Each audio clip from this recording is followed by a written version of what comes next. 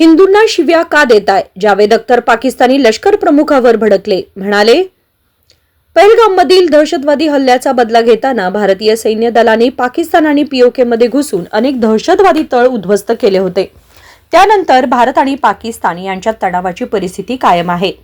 या पार्श्वभूमीवर बॉलिवूडचे प्रसिद्ध लेखक आणि गीतकार जावेद अख्तर यांनी पाकिस्तानचे लष्कर प्रमुख जनरल असीम मुनीर यांच्यावर संताप व्यक्त केला।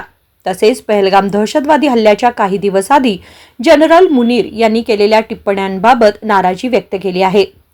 वकील आणि नेते कपिल सिब्बल यांच्यासोबत दिलेल्या एका मुलाखतीत जावेद अख्तर यांनी असीम मुनीर यांनी केलेल्या विधानांची टीका करत त्यांना असंवेदनशील असं म्हटलं। ते म्हणाले की कोणताही देश एकसंध नसतो, कोणत्याही देशातील सर्व नागरिक एकसारखे असू शकत नाहीत। जर एखाद्या देशाचे सरकार वाईट असेल तर त्याचा सर्वात पहिला परिणाम तिथल्या नागरिकांवरच होतो। आपला संघर्ष केवळ सरकार, लष्कर आणि अतिरेक्यांशी असावा। आपली संपूर्ण सहानुभूती त्या निष्पाप लोकांशी असावी जे या सगळ्यांमुळे त्रस्त आहेत, असे जावेद अख्तर म्हणाले। Bureau report, SBN Marathi.